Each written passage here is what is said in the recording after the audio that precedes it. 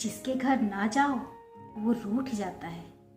गाँव में अभी भी यह इश्क बाकी है। वक्त गुजरने के साथ साथ हमारी प्रायोरिटी, हमारा सोचने का तरीका, हमारा बात करने का तरीका, हमारा रहन सहन, यहाँ तक कि हमारे रिश्तों का भी स्वरूप बदल जाता है।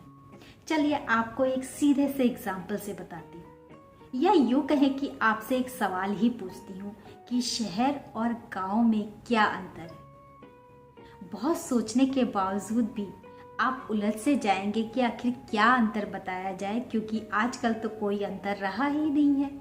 गाँव को शहर होने की जल्दी है और शहर है कि भाग दौड़ से परेशान है। समय के साथ साथ कितना बदलाव आया है, चाहे रिश्तों की बात हो, चाहे ज़िंदगी की बात हो, चाहे रहन सहन की बात हो, या फिर हमारे सोचने की बात हो। तो जानते हैं कुछ ऐसे पॉइंट जो हमारे दिमाग से भूले बिसरे हो गए हैं। मैं कुछ उन्हीं को आपको याद दिलाती हूँ। जैसे गांव में सदा से ही गौ माता पाली जाती है। अधिकतर घरों में गायें होती थी, उनका दूध घर वाले पीते थे, बाहर दिया जाता था। गांव में गौ माता पाली जाती थी और कुत्ते आवारा सड़कों पे घूमते थे। लेकिन शहरों में क्या है, गौ माताएं आवारा घूमती हैं और कुत्ते पाले जाते हैं। उन्हें गाड़ियों में घुमाया जाता है, महंगे महंगे इंजेक्शन लगाए जाते हैं, महंगे महंगे कपड़े आते हैं और उनकी खाने की चीज़ें आती हैं। गांव का सीधा साधा आदमी अपनी गायों को लेकर चराने जाता है और शहर का पढ़ा लिखा आदमी सुबह सुबह कुत्ते को टहलाने निकलता है। गांव में आज भी अगर आप जाते हैं तो किसी की पहचान उसके बाप के नाम या उसके खानदान के नाम से होती है, लेकिन शहरों में आपका नाम कोई नहीं जानता, आपके खानदान को कोई नहीं जानता। आपकी पहचान होती है केवल आपके मकान नंबर से। गांव में दुख तकलीफ होती, सब खबर सुनते ही दौड़ पड़ते और अपनी तरफ से भरसक कोशिश करते कि उन्हें सहायता पहुंचा सके। से अकेलापन महसूस नहीं होता क्योंकि पूरा गांव उसके आसपास होता है।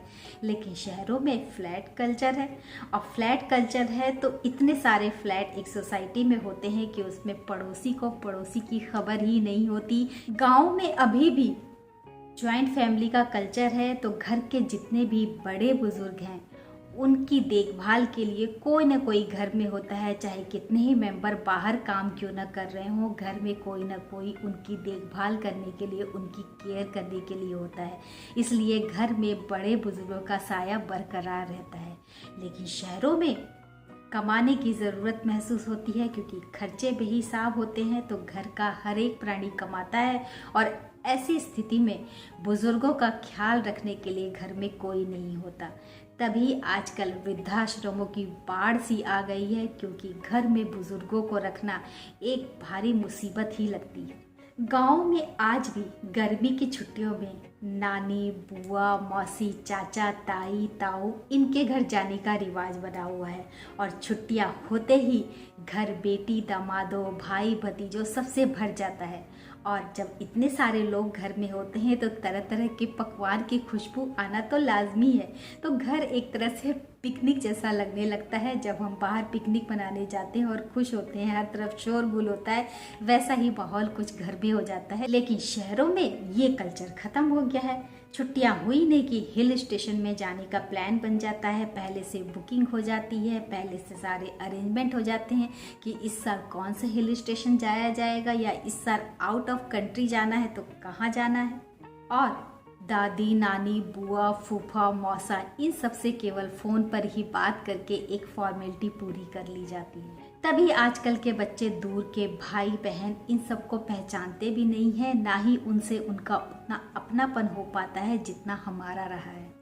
अब गाँव में अगर किसी घर में कोई घटना हो जाती है, बच्चे अनाथ हो जाते हैं, तो उन्हें पालने के लिए रिश्तेदारों की बाढ़ आ जाती है, और कुछ नहीं तो गांव के ही लोग उनको सहारा देते हैं और इस तरह से बच्चे पल जाते हैं। लेकिन शहरों में ये जिम्मेदारी लेने का काम कोई नहीं करता, किसी में इतनी हिम्मत नहीं, क्योंकि सबकी लाइफ बिजी है। कोई अपना समय किसी ऐसे काम में नहीं देना चाहता है जिसकी जिम्मेदारी उसे उठानी पड़े।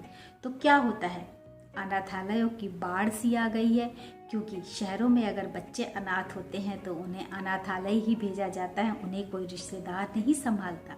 पहले के समय में किसी की तारीफ करनी है, किसी को अप्रिशिएट करना है, किसी को अच्छे काम के लिए बधाई देनी है तो उसकी पीठ थपथपाई जाती थी। लेकिन आज जिसे पहले ठेंगा या बेवकूफ़ बनाने के नाम पे यूज़ किया जाता था, आज इसे अप्रिशिएट करने के लिए, लाइक करने के लिए, आपकी तारीफ करने के लिए दिखाया जाता है। सिर्फ दूसरों को यह कहना कि अरे यार सब बदल गया, पहले रिश्तों में क्या गर्माहट थी, पहले कितने करीब हुआ करते थे, गांव में जाया करते थे, गांव में फल फ्रूट खाया करते थे, बागों में घूमा करते थे, खेतों में खेला करते थे।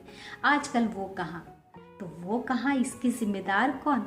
हम सभी तो हुए ना, क्योंकि उस कल्चर को छोड़कर हमने शहरों में अपने आप को बसा लिया और बसाने के साथ साथ गाँव को भूलते चले गए। शहरों में हर शख्स अकेला है और ये गांव है कि इन्हें शहर होने की जल्दी पड़ी है।